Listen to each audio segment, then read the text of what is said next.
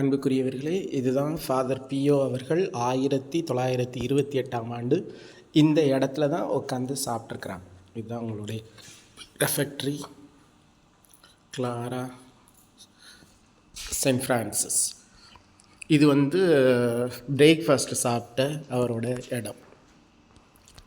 இப்போயும் ஃபாதர்ஸ் இங்கே தான் பிரேக்ஃபாஸ்ட் எடுக்கிறாங்க, அதாவது மற்ற ஃபாதர்ஸ். அப்புறம் இது இங்கே தான் அவர் உட்காந்து பேசுவார். கிளாஸ் எல்லாம் எடுக்கணும்னா இந்த இடத்துல தான் எடுக்கிறது. இது செயின்ட் லாரன்ஸ் ஆஃப் பிரிந்திசியனுடைய லாரன்ஸ் கப்புச்சியன். அப்புறம் ரெஃபெக்ட்ரி we have another one trophy. Yes, பழைய காலத்து அந்த தாமிர பாத்திரம், இவங்களுமே ரோமன்ஸே தாமிர பாத்திரம் யூஸ் பண்ணியிருக்கிறாங்க.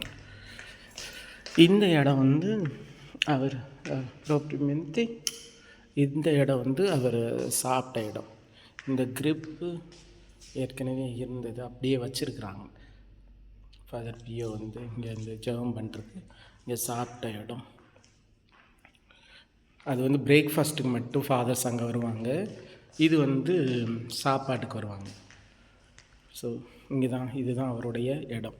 இந்த இடத்துல நிறைய முறை அவருக்கு அந்த மிஸ்டிக்கல் ஃபெனோமினா தென்பட்டதை பார்த்துருக்குறாங்க. உட்காந்து செபிப்பார். இந்த பாருங்கள், இது போஸ்ததி பாதிரி பியோ. இதுதான் அவர் உட்காந்துருந்த இடம்.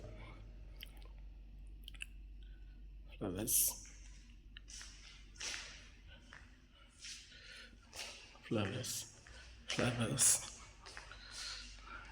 கப்புச்சியன் செயின்ஸுங்களாம். இந்த மாதா பாருங்களேன், ஒரு டிஃப்ரெண்ட்டாக இருக்குது. அதாவது உம்மை தாங்கிய உமக்கு பாலூட்டிய கொங்கைகள் பேர் பெற்றன அப்படின்னு விவிலியத்தில் வரும்.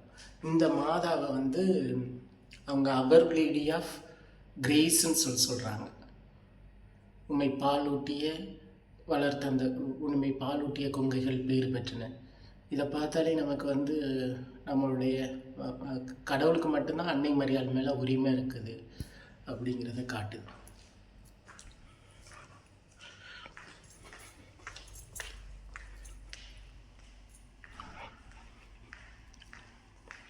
பாருங்க, கப்புச்சியன் chains.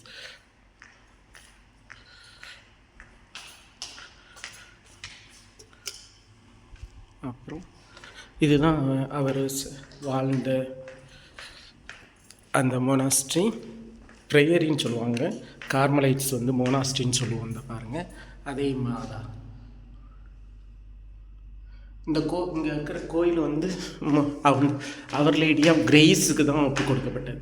Our lady of divine grace அப்படிங்கிறது கார்மலைட்ஸோட மாதா. இது அவர் லேடி ஆஃப் கிரேஸ் கப்புச்சியன் ஃப்ரான்சிஸ்கன் அவங்க கொண்டு வந்த அந்த டிவோஷன்.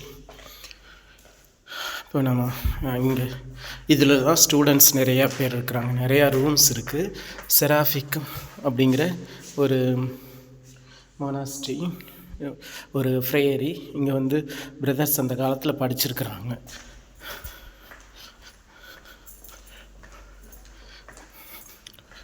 இந்த அவரோட ரூம் 5ஆம் நம்பர் ரூம்.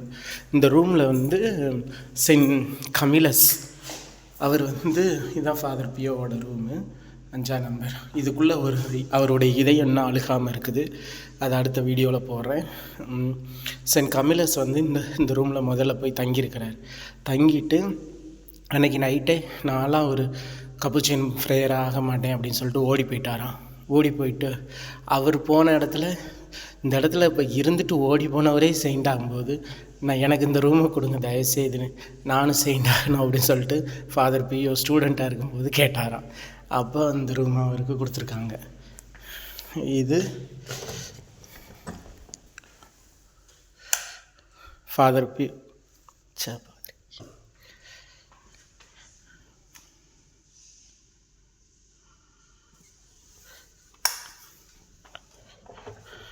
இப்போ பார்த்தீங்கள்ல, இந்த இதுதான் ஃபாதர் பியோ வந்து ஜெபம் அவரை வந்து பனிஷ் பண்ணும்போது அவர் இங்கே தான் மாஸ் வந்து செலிப்ரேட் பண்ணியிருக்காங்க.